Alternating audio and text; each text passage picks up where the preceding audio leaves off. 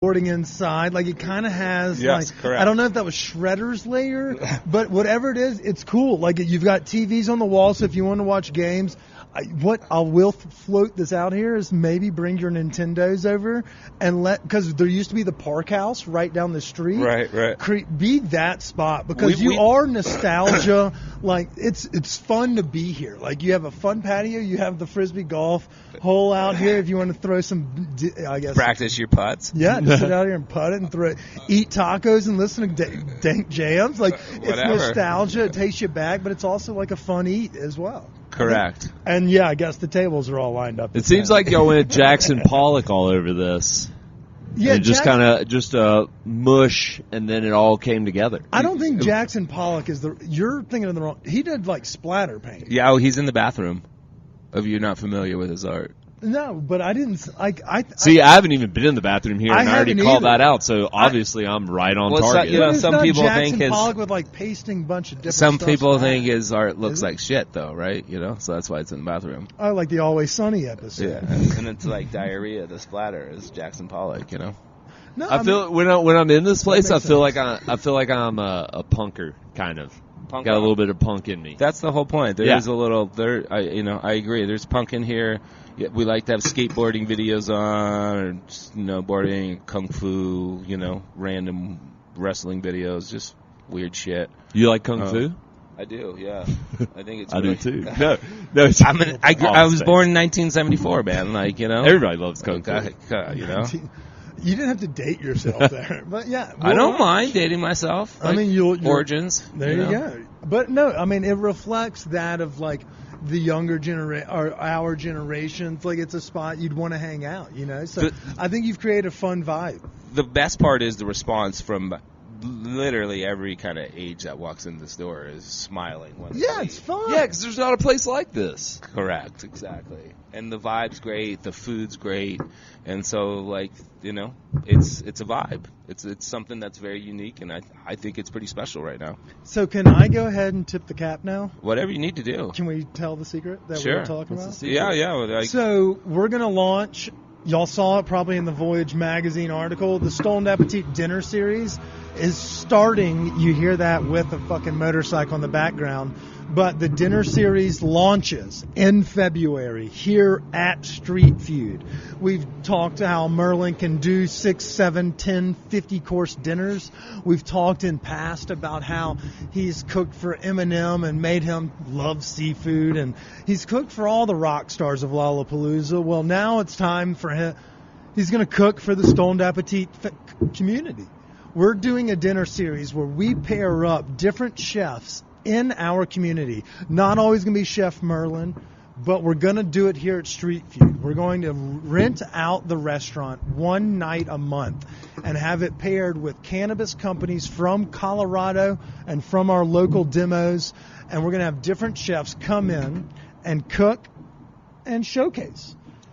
All the while, obviously, Merlin's going to be our first chef, and Merlin knows what he's talking about because he does this often. But at the same time, he is one for the community and wants to share it. So we are going to start this. Tickets will go on sale at the beginning of February. Check our social page, and you can find it on maybe Street Feud's page. We'll do a shared collab post. But we'll have the first launch. It's going in February, so get ready. It's going to be a fun fucking time. Woo! All right, before we go... That was a good. I like that. I liked your woo. Yeah, thank you. I've been working on it. That was well executed, Mr. Wilson. I appreciate it. So we have been doing this new series thing for our podcast series, where we leave a little tidbit question throughout the episode, and for anybody that answers the question first on the post that we share on Instagram at @stoned_appetit. First person to answer the question properly wins a gift. So shout out to the last person. Sorry about not getting it to you quicker, but it's out. This is the new one. Our new one gets you a $20 gift card to Street Feud. It gets you to come in the door, get you a nice Mexican soda, get you some tacos, get you a wrap or a loaded fries. Literally, there's something for everybody on this menu. You'll fucking love it, I promise. All right, the question of the day is going to be, What is the longest standing restaurant on Colfax Avenue? So it's got to currently be going, alive, active, still going, longest standing. Whomever tags that in our Instagram post wins a gift card to Street Feud courtesy of Seed and Smith. You know, we love the dart pen. We love it every time we go anywhere. We take it with us.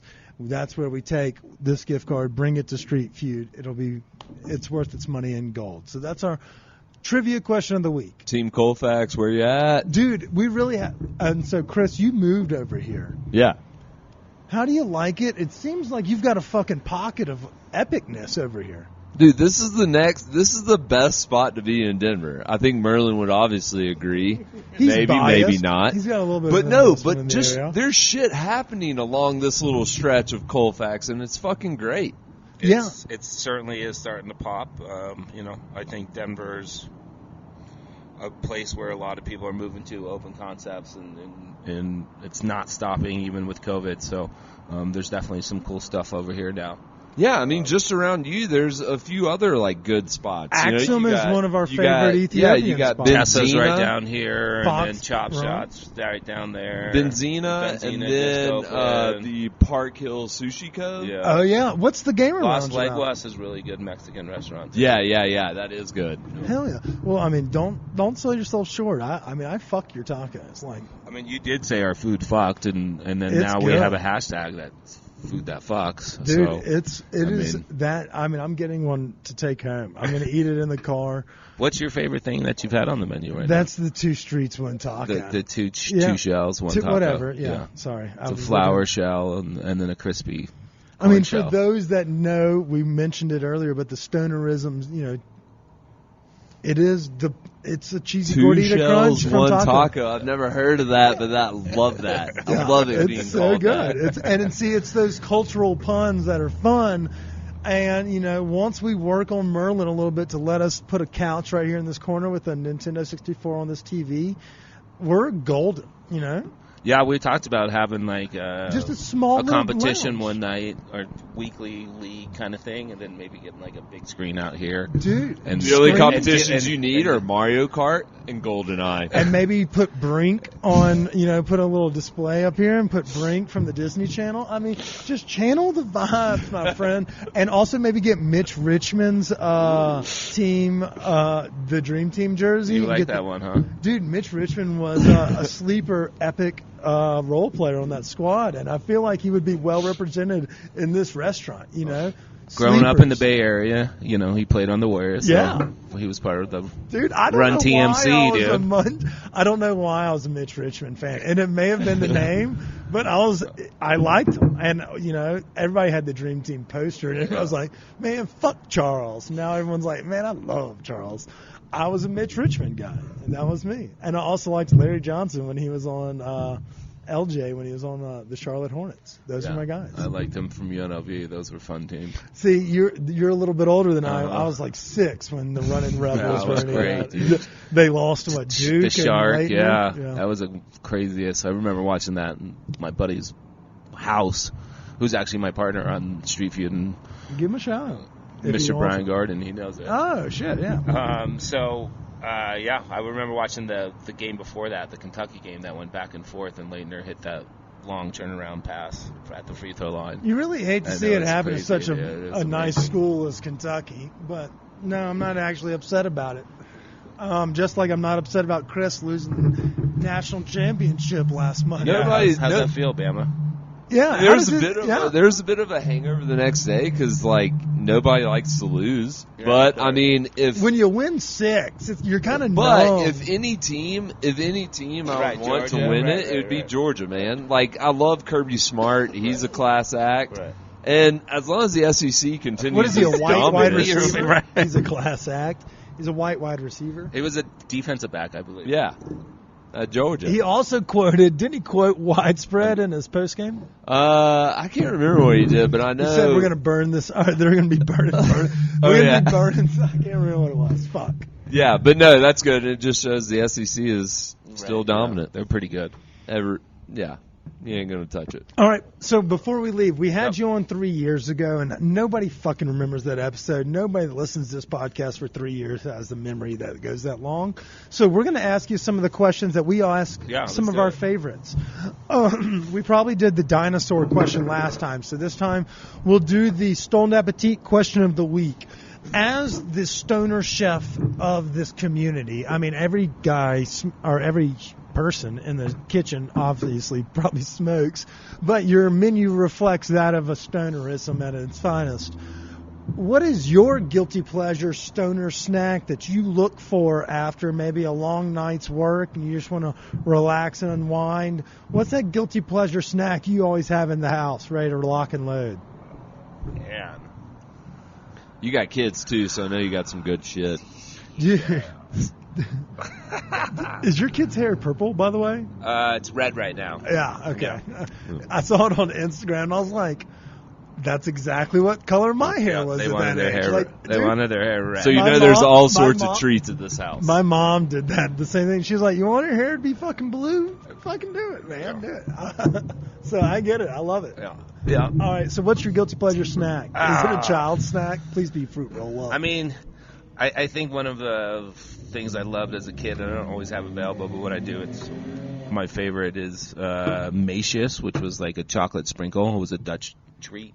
They come in like these little boxes, and so do you find these in California or are these? Yeah, like you have to get them things? at an import store for sure. But like, yeah, import store. You don't get them at your King Supers, bro.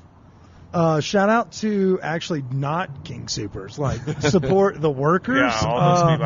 I haven't gone there in a week. Yeah, don't go there. They have shitty cut meat. They support GMOs and fucking buy half food. So hold on, what was this treat again? So it's a piece of white toast or an English muffin with butter and then Macius on top of it, which is chocolate sprinkles. There's a whole bunch of different kind of forms from like shaving. That sounds fucking delicious. Yeah. These aren't like chocolate sprinkles. These aren't like chocolate sprinkles you put on ice cream, are they? They're close to it. Yeah. This sounds eerily similar to our cinnamon brown sugar. I always had rednecks. We always yeah. There was always cinnamon sugar next to the toaster as a kid. Wait, what is your chocolate sprinkle? What is it? Does it come in pill or is it droplet or is it It's like in a little box, like a little 16-ounce box kind of thing, and then you shake it and it pours out like a salt box kind of thing, and then they were like sprinkles, man. Yeah, chocolate. And there was all different I didn't know it was like chocolate, a Krispy Kreme or what classic kind? like European, Dutch, German. Oh, yes. Kind of as a Southern redneck, I know all about the Dutch desserts.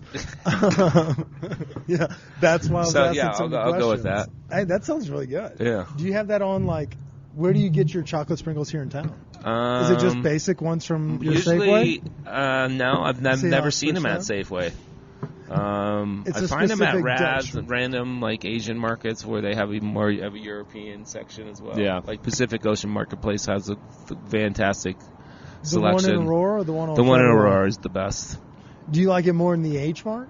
I like the Pacific Ocean Marketplace the best. Okay. Yeah, it's just the biggest. Yeah, it's huge. It's got. I do H Mart on Sheridan just for proxy. Section. It's got the European section. It's got an Indian section. It's got all sorts. It's amazing, and it's got bowls and plates and. That's my favorite part. I mean, if you don't buy a 5-pack of chopsticks, you need. What are you even doing there? New kitchen shears. Or if you don't pick a random. There is so much Asian package. You don't really know what it is. If you don't walk out with one of those and try it. Correct. Chili oil crunch. That's what I look for every time. Give me something. You have to buy something though that you've never had before. You got to talk in the every mic. time you go there. People want your insight on that. You got to talk in the mic on that. So go there, buy something you've never tasted before. This is one question we brought back recently. If you could be a cartoon character, any cartoon character, who would you be and why? Any cartoon character. That's a good question, Chris. Who would I be? Oh man, that's a tough one.